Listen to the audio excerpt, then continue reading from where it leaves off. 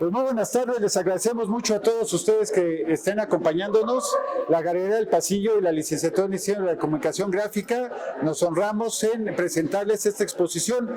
La exposición es del maestro Carlos Aguirre, que es profesor de la licenciatura, un gran artista visual, y les queremos presentar los procesos de diseño de Carlos Aguirre. Esta exposición es muy particular porque vamos a mostrar los primeros trabajos de Carlos, los trabajos de Carlos que se van más a lo que es el diseño, cómo maneja los materiales y cómo son sus procesos creativos y de realización de sus obras. La exposición se va a dividir en varias secciones. Tenemos sus inicios, tenemos sus primeras ilustraciones, luego vamos a pasar por su labor como diseñador de portadas de libros, que es algo que casi nadie ha visto. Él diseñó muchísimas portadas de libros en los 80s y 90s y vamos a ver algunos de sus trabajos de serigrafía. También vamos a ver los proyectos urbanos que él ha hecho, incluso murales. Apuntes, tenemos también los apuntes de su cuaderno de sketchbook de Carlos para que los puedan ver, cómo dibuja él, cómo realiza sus ideas. Tenemos otros que su caja de luz también, que elabora varios materiales diferentes. Tenemos otra con router, con varios materiales, recortes láser, procesos de diseño. Tenemos otra que son fotografía nada más. Tenemos otra de pura tipografía y una específicamente de color partitivo, y al final tenemos una de puros viniles. Entonces ojalá les guste porque es obra de Carlos que nunca se había expuesto, la primera vez que lo expone. Estamos muy contentos de que nos haya escogido aquí a la licenciatura y a todos nosotros para exponer sus primeros trabajos. No sé si nos quieras dar algunas palabras, Carlos.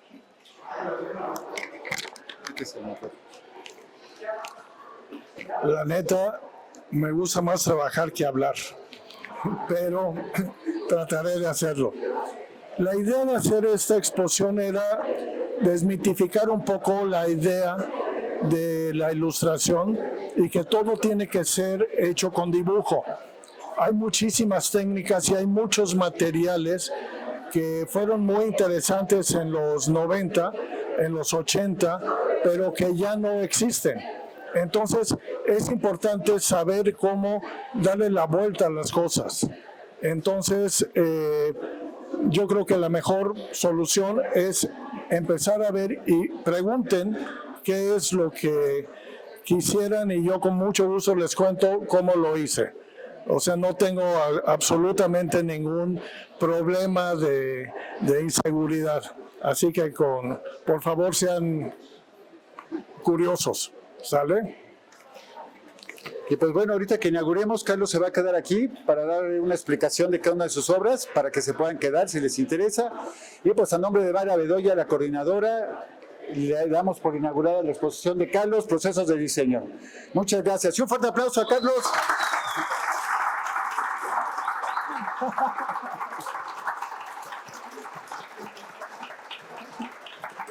Pues los invitamos a que pasen a verla con Carlos para que nos pueda explicar cómo hizo las cosas. Muchas gracias. Pásenle, pásenle.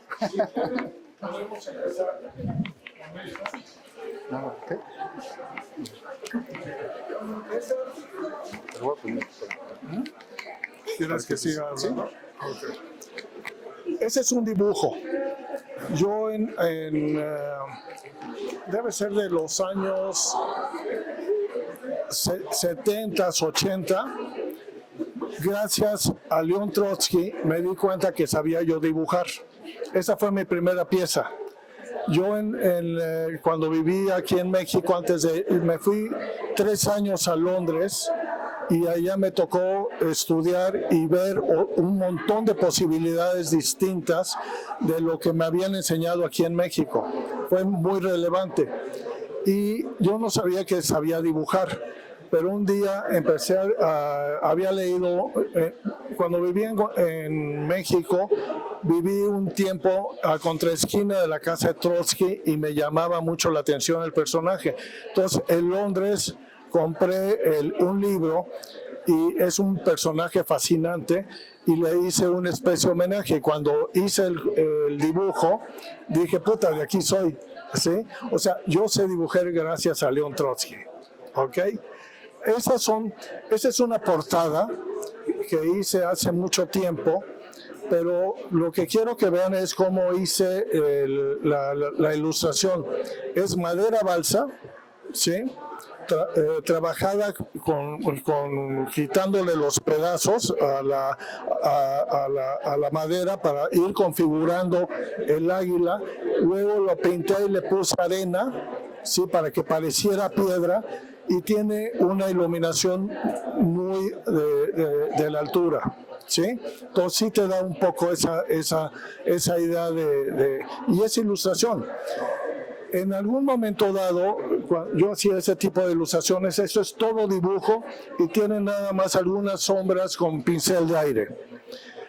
¿Qué era lo que pasaba? Que empecé a hacer portadas de libros, como esas que están acá. Llegué a hacer alrededor entre 1.200 y 1.300 portadas de libros, Alfaguara, Alianza Editorial y Océano. Pero tenía que hacer un promedio de 15 al mes. Y con ese tipo de dibujo me tardaba tres días por cada uno, entonces no me daba. Entonces tuve que diseñar un concepto distinto para poder para poder hacer las portadas y también para seguir haciendo mi trabajo de arte y la docencia. Entonces, a veces hay que diseñar qué concepto vas a manejar para poder cumplir con el trabajo que tienes, ¿sí?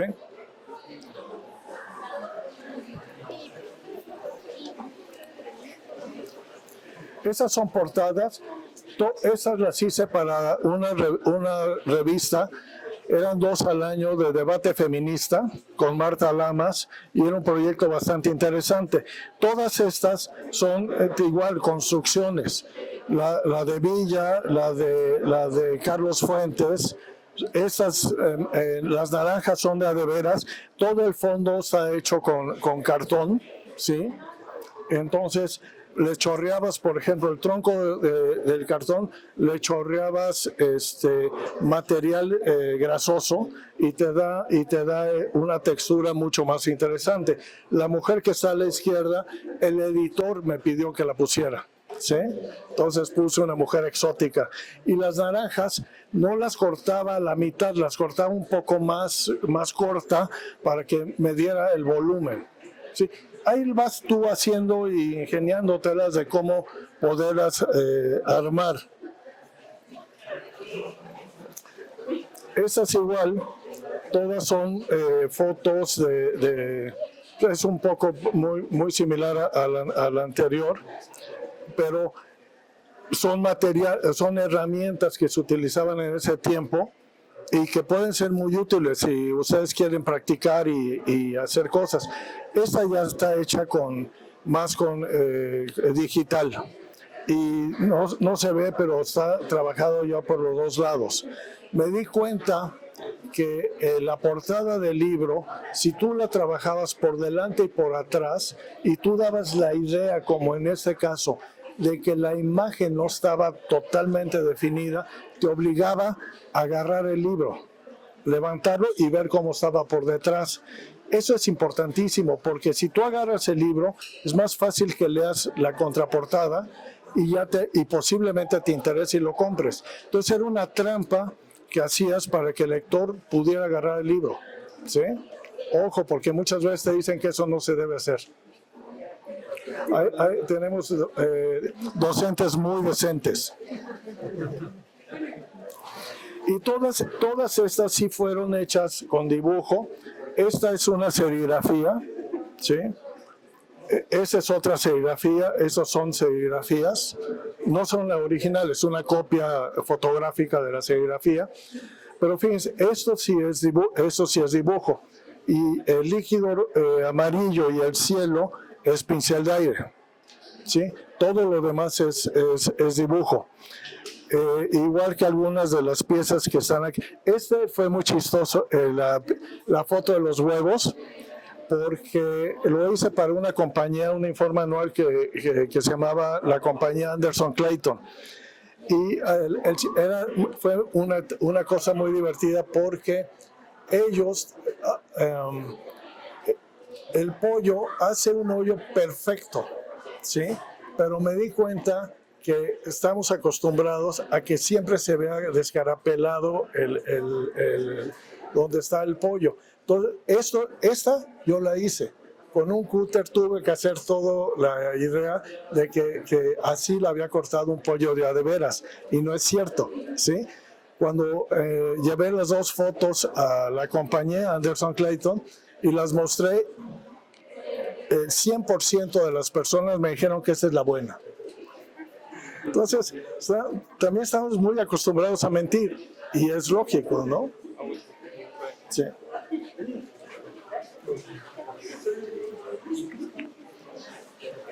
Esta pieza la hice cuando Trump entró a la presidencia la vez anterior, ¿sí? Y está hecho sobre un edificio. Ahora, aquí hubo que hacer algo muy rápido porque la delegación solo nos permitió usar el andamio, este andamio, un día, ¿sí? 24 horas, entonces se tuvo que trabajar. Entonces tú diseñas la técnica, diseñas los materiales.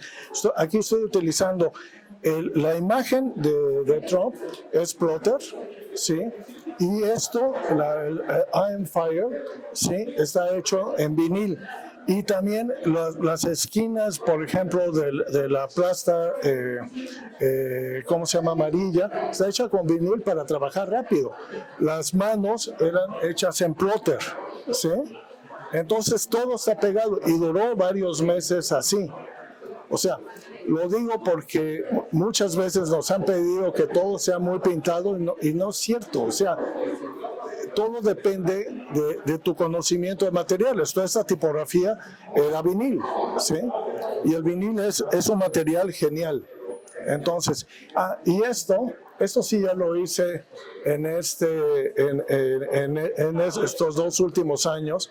Y es mi manera de ver la política y ver a toda esa serie de ex presidentes y ¿cómo se llama? Y políticos y periodistas que detesto. Entonces a todos le pongo una franja que es que para que no se note todo el mundo sabe quién es. Pero eso es chistoso.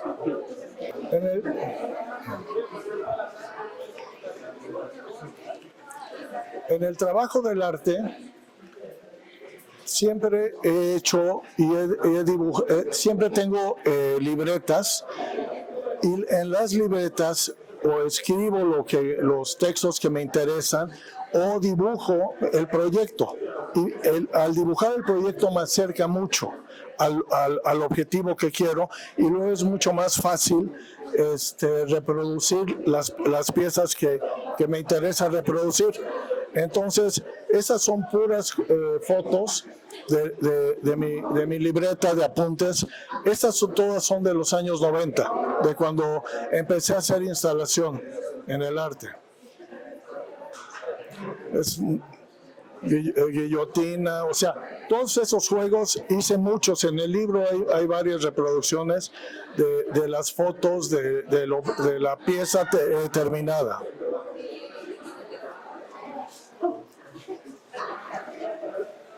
Aquí hay muchas fotos de cómo se fotografiaba en ese tiempo para hacer las portadas.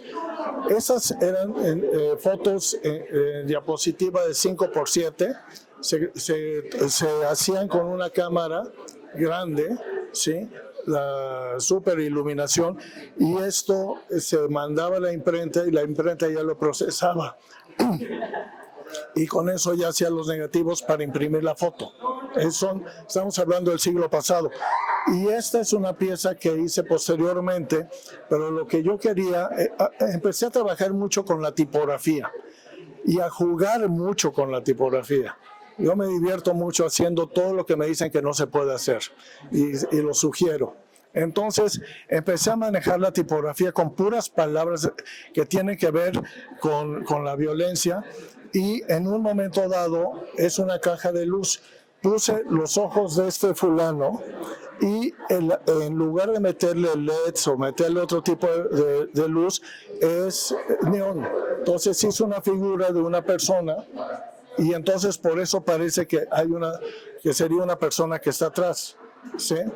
Pero lo de atrás es neón. Entonces, con los ojos ya te da la imagen y la proporción de la persona.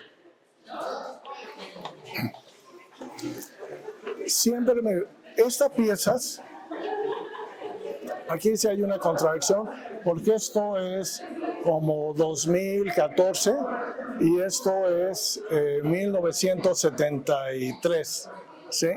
Estas son imágenes, diapositivas de trabajos que hice hace muchísimos años. Y por ejemplo, y me gusta que se muestren, porque hice una caja para Lavomatic, que era detergente para lavadoras. Entonces, hice también empaques para jabones y logotipos. Y este hongo en realidad era un salero pimentero. La parte de arriba era el salero y la parte de abajo era el pimentero. Aquí hay unos ceniceros. Hice varias cosas, un stand. Esta pieza era para vender navajas de rasurar, todavía se usaban en las tiendas. Entonces, eso es 70s, ¿sí? Y creo que es importante que se vea. Esos son dos logotipos y ese es un empaque creo que Palmolive, que salió en aquel tiempo. Pero esto sí es un material que es este material negro que se llama Corian, ¿sí? Y está cortado con router. Y esta pieza, o sea, ese es el dibujo original, sí, es una enredadera, y de esto se sacó esta pieza. Y esta pieza, o sea, mide como 3 metros de altura, es grande y estuvo en Maco, en zona Maco, afuera de una galería, ¿sí? Entonces, son cosas que te tienes que meter, no, yo les sugiero que experimenten mucho. Hay materiales ahorita que son maravillosos y vale mucho la pena experimentar con ellos.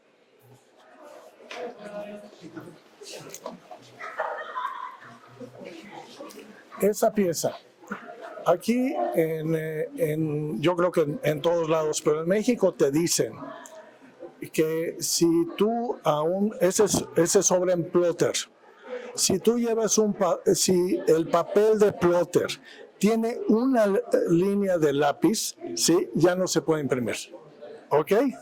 Y son así como muy necios. Cuando quieran, yo tengo un técnico, porque todo esto es el papel de plotter.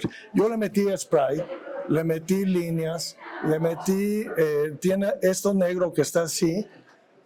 ¿Ustedes conocieron el papel calca? Jueguen con él. Hace unas líneas padrísimas, ¿sí? O sea, hago todo lo que en el laboratorio me dirían que no se puede hacer.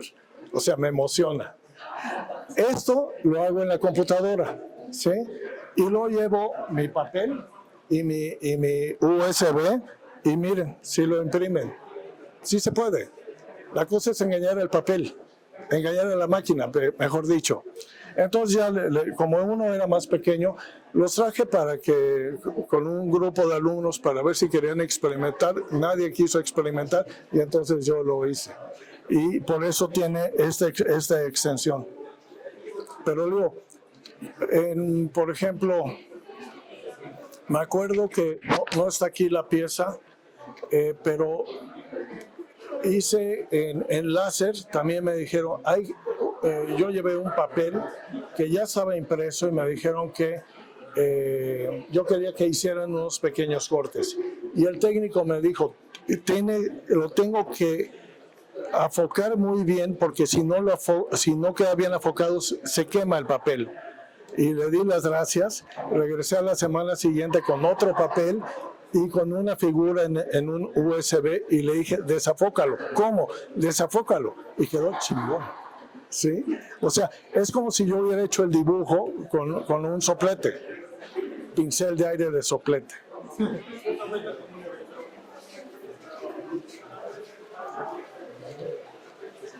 A mí, aquí tengo un par de cosas que me divierten mucho. Uno es explorar con la fotografía, ¿sí? Yo me acuerdo a mí desde hace muchos años he explorado mucho.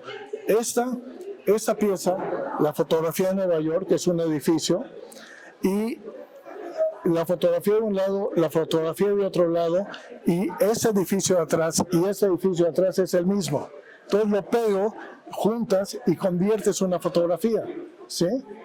Y me acuerdo yo que en una ocasión, hace muchos años, en Guadalajara, estaba yo con un grupo de alumnos y entonces había unas vías de tren y le hice una serie de fotografías hasta el vagón y se me acercó con mucha cautela, muy amable, el maestro de fotografía y me dijo, quiero decirle que existe un lente que se llama gran angular. O sea, estamos muy acostumbrados a que la fotografía debe ser una, ¿sí? ¿Y por qué chingados no? Puedes hacer una serie, trabajar en la computadora e imprimirla, te da otras cosas. Luego, los libros, hay que ser muy cuidadoso con los libros. Esta es otra anécdota muy divertida. En La Lagunilla ustedes pueden comprar libros por tamaño y por metro, ¿sí? Y color. Cuando ustedes vean a un fulano muy poderoso en un super escritorio y atrás una biblioteca súper ordenada, ¿sí? Les aseguro lo que quieran, que todos los libros de atrás son fakes, ¿sí? Ustedes quieren quieren una librería, quiero todos los libros de 20 centímetros, color café, todos empastados perfectamente, los pueden comprar y se los venden por metro. Entonces, jugando con eso, empecé a cortar libros, ¿sí? Y empezar a hacer piezas con libros. Entonces, pues les digo, hay que experimentar, hay que jugar, cada vez que me dicen que algo no se puede, acuérdense, muevo la cola.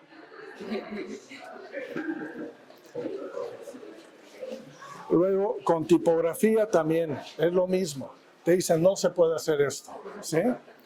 Esto lo hice, este es el original, que lo hice, es una palabra de George Bush, cuando invadieron Irak, y la pieza original la hice sobre una, ¿cómo se llama? Un pedazo de mármol en un cementerio. ¿Por qué? Porque estaba yo buscando lápidas para una pieza y de repente vi que las lápidas estaban perfectamente bien hechas y la tipografía chiquitita tenía patín y eso no lo puedes hacer con cincel. Entonces les pregunté y claro, como era un cementerio, el señor de los mármoles me contestó, no señor, nosotros tenemos una máquina muy buena que se llama láser. Dije, wow. Entonces llegué con esta pieza y me la reprodujeron. Al principio pensaron les dije, se lo voy a mandar por mail y me dijeron, no pasó. Entonces entendí que para ellos una pieza así era una rarencia para un cementerio. Entonces le dije, pago por ver. Entonces cuando yo fui por la pieza en mármol, les dije, wow, quedó padrísimo. Así era como usted la quería. O sea, experimentar es muy divertido. Y entonces, bueno, he trabajado. Esa es una canción. Eso lo hice para el Museo Modo. Me dieron toda la tipografía y con eso hice esta pieza de una canción. Y aquí juego yo con palabras. Por ejemplo, los gringos utilizan mucho la palabra believe, creer. Para ellos es una palabra básica, pero en el centro de believe hay una otra palabra que dice lie, mentira. Entonces, puedes encontrar juegos muy padres. Beware lleva war, ¿sí? Dog o God es lo mismo, nomás que invertido, ¿sí? Oído o fear o odio es muy similar. Entonces, el jugar con la tipografía vale mucho la pena porque puedes encontrar Cuando fue el 11 de septiembre en Nueva York, las Torres Gemelas, son los primeros títulos que salieron publicados en el Time y en el Newsweek, entonces los junté a todos y hice esa pieza. Por ejemplo, la palabra feeling.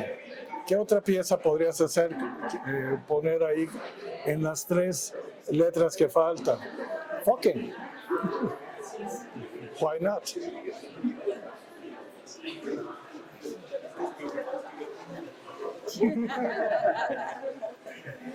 Esto yo les sugiero que estudien color.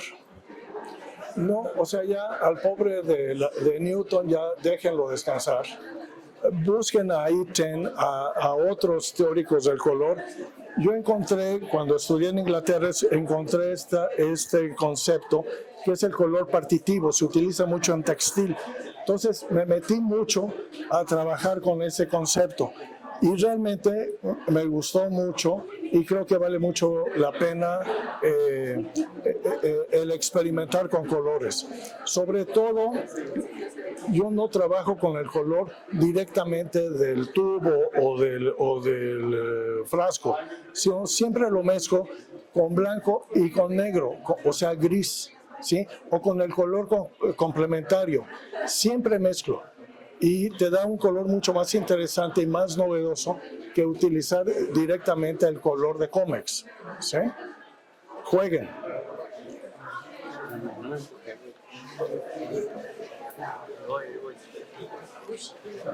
Bueno, y estas son, por ejemplo, esa pieza, esto de abajo, lo hice en un momento dado, me pidieron hace tiempo que trabajar los túneles en el ¿cómo se llama?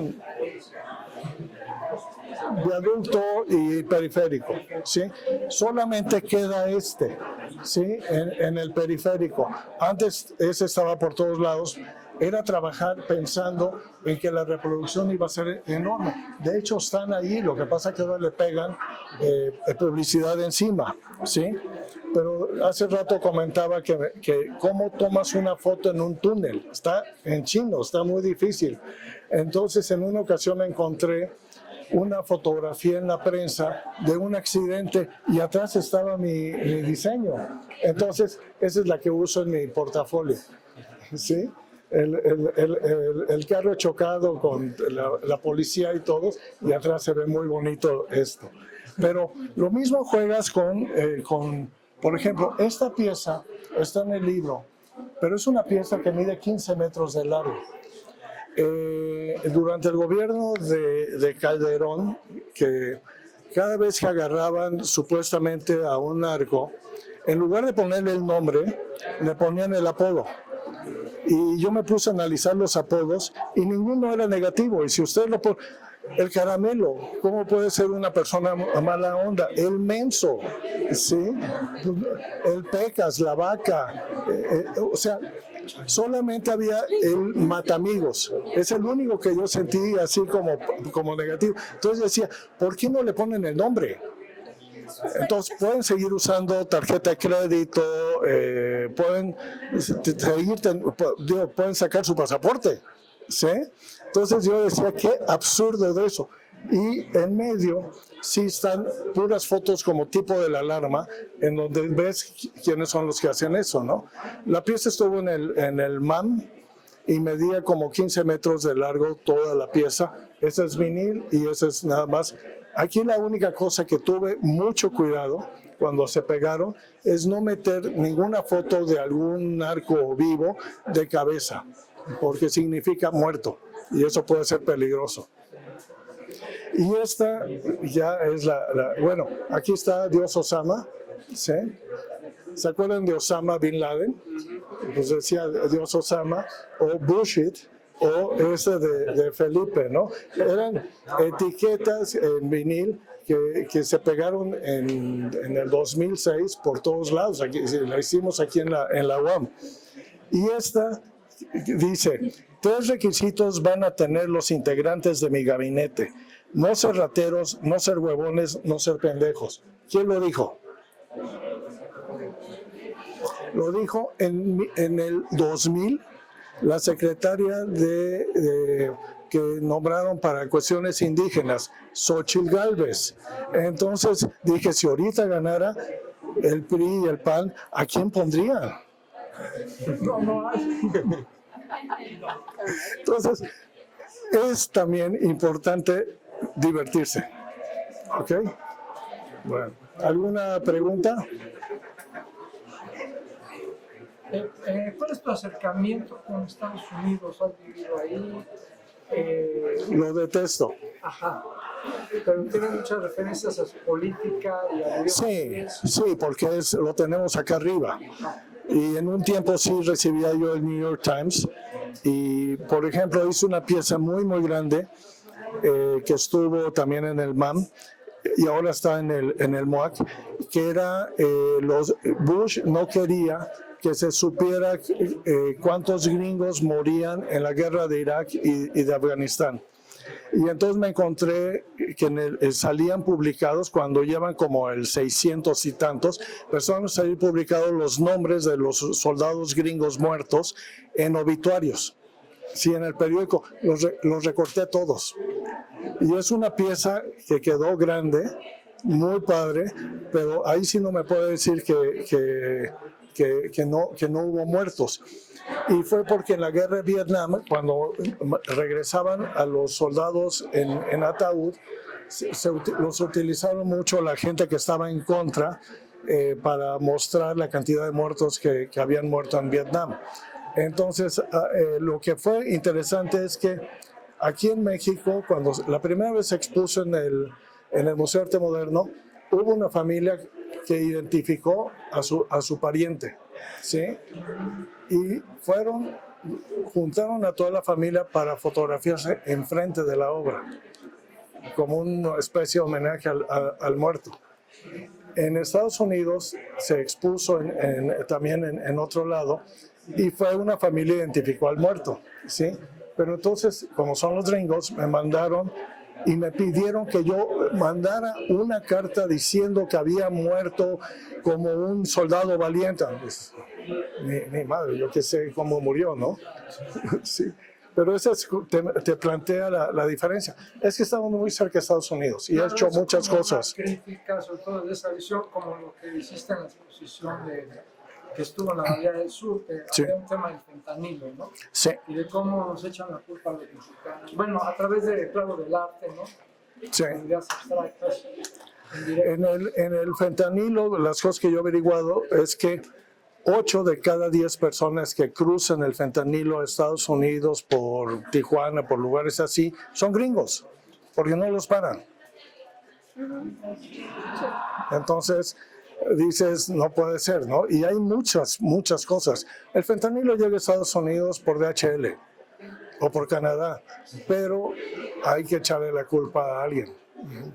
A mí me llamó mucho la atención, digamos, el arte óptico años 60, 70, cómo todavía es vigente, ¿no? Sí. Cómo esto tú lo haces, digamos, lo ves a los alumnos, no nada más lean teoría sobre color, ¿no? Hay que experimentar directamente, ver qué efecto da un color en contraposición con otro color, ¿no? Entonces, bueno, yo veo aquí pues algo muy importante, ¿no? Esa vigencia. El op-art jugaba mucho con eso y experimentaba mucho, pero esto ya se viene haciendo desde hace mucho tiempo, ¿no? Y sí creo que sí, es importante que ustedes podrían haber hecho otra mezcla, lo que ustedes quieran, pero la suma de colores te da ópticamente nosotros los juntamos y vale la pena. Ahora, como movimiento, el op-art es muy importante su relación con el diseño gráfico. Sí. Así como el arte pop. Pero el op-art, por ejemplo, todo el diseño de Wiman para las Olimpiadas de 68, enriquecido con el Huichol, ¿no? Te cuento la historia que me contó Lance Wyman a mí. Lance Wyman. Sí. Lance Wyman es bien interesante porque es México. Le piden terrazas. Había trabajado en Estados Unidos en un despacho de diseño. Tienen que hacer el logotipo y le piden a Terrazas que haga un logotipo, pero que tiene que mostrar un México muy contemporáneo. Entonces él le pide a donde había trabajado que le recomienden dos diseñadores buenos para venir a México. Y uno es Lance Wyman y el otro no recuerdo ahorita su nombre. Y la condición es que te vamos a pagar tanto, vas a venir a México, vas a estar 2 semanas, si consigues el logotipo te quedas y si no, te regresas y traemos a otro. Y Lance Wyman acababa de ver una exposición en el Museo de Arte Moderno de Nueva York de Bridget Raleigh. Búscate ahora que vas allá. Bridget Raleigh, Riley, sí, con Y. la inglesa. La inglesa, Sí. ¿sí? Entonces, era la que estaba de moda, Op Art. Entonces, hace Lance ese logotipo que se repite y todo eso. Y en México super pegó. Pero lo que me dio risa fue que me contó, entonces, pero había que mexicanizar el logotipo. ¿Cómo chingados vamos a meter una inglesa y que un gringo de Nueva York lo hace aquí en México? Hay que hacerlo que parezca mexicano, sí, por lo menos la historia. Y inventan el alhuichol. Todas las cosas tienen una historia atrás. Sí, bueno, ahí era la combinación, porque estuvo en una exposición grande ahí en el MAC. Sí, De es que, Wyman y de Terrazas y todo eso. no, Wyman, básicamente Bueno, Terrazas quería que le dieran más crédito, pero él no hizo nada. sí, claro. No, lo sé porque mi compañera fue la curadora, entonces por eso tuve mucha Pero relación. por ahí decían algo que Wyman, no me acuerdo, pero creo que ese Wyman hacía el huichol, puede ser que no, ¿Qué? que se mencionaba el arte huichol como, digamos, una combinación del arte óptico. Esa fue la historia oficial. Y después le dieron a un huichol que hiciera en su estilo las piezas para que tuviera esa esencia. Pero la parte original es... sí. Sí, bueno, aquí está la vigencia, la exposición de Carlos Cruz Díez en el MAC, impresionante, ¿no? Sobre puro arte óptico. Sí, y eso, sí, digo, y eso cuando lo vi en Londres también pues me gustó mucho porque era una combinación óptica que tú podías hacer. Y entonces me puse a hacer muchos ejercicios y creo que acá al señor Roberto le gustó, aquí a este señor y también, y por eso pusieron ahí tanto Op Art. Pero sí, yo les sugiero que como estudiantes estudien mucho el color y experimenten, ¿sí? Y como les digo, cada país tiene una cultura distinta. En México el luto es negro, en China es blanco, en Francia es morado. Entonces, todo depende en qué país estén, ¿sí? ¿Alguna otra pregunta? ¿Soy muy claro? ¡Wow! No lo sabía. Bueno, sí. Muchas gracias, Carlos.